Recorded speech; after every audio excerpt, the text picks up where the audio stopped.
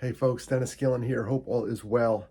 Hey, I'm a little bummed out today. Here's what I've got this really cool mission with the Half of Sorrow, and then we volunteered at church on Wednesday nights, and today's Thursday. So here's what happened last night. We have a very simple job. My wife and I, we bring the food. We get off work early, about 4:30, 4:45, and we go to Publix and we bring the food in for the leaders of the church. They do a really cool thing called Regen, where they regenerate these lives. It's for church for the folks that are broken, which is basically everyone. Um, so our job is simple. It really is simple, and it's humbling. We get to feed the leaders, and what happens at the end of that, we get to take the leftover food with us. And you think, oh, that's a sweet gig. We don't take it home. There's only two of us at the house. There's no way we could take all this food home. So we live between two, three, gosh, four shelters in the area. So what we do is we do a little cruise. We bag up the food and we cruise around and we drop off food to people. Sometimes outside of this gas station up here. Sometimes they're outside of the Salvation Army, Miracle Hills over here, Triune Mercy Center. We find them. It's not hard finding these guys.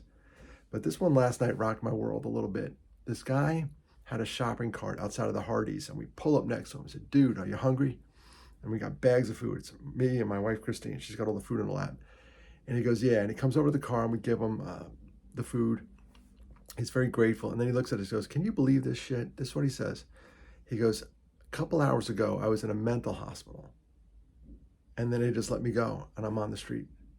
He goes, it ought to be illegal. And I said, they're like, wow. It's exactly, it should be illegal. They just let this guy go and he had nowhere to go. And now he's in a shopping cart with a shopping cart in the Hardee's parking lot. And it bummed me to no end. At that point, a bunch of other guys came up to the car. We drove around to where they were, opened up the door. We gave them all the food out. And then I just don't know what to do. You see these homeless folks. I mean, sometimes you get cynical and you say, hey, get a job, you bum. It's way deeper than that. It's way deeper than that. And by the grace of God, we're not out there. But that one rocked my world last night. This guy literally was in a mental hospital. Probably couldn't afford to pay it anymore, and that's on us, America. We don't have a good mental health system, and they just let him go. And out to the street he goes, and he's out there somewhere right now. Oh man, I didn't sleep well last night. I'm gonna bum me out today. We gotta figure this out as a country. This is a systemic problem that goes way up.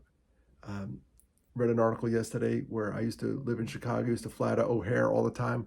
Chicago O'Hare has like a homeless shelter in it right now. People have come into the airport and started camping out in the airport, which is unbelievable if you think about it. That's how many they are. And you could say, oh, they need to get out of there. Where are they going to go? Where are they going to go? The shelter here, Miracle Hill, always at capacity. Always at capacity. Just throwing it out there. I have no solutions. Just bum me out. Just let you know my state of mind today on this Thursday. That guy rocked my world last night. And he said it too. He goes, that ought to be illegal. And he's right. He's dead right.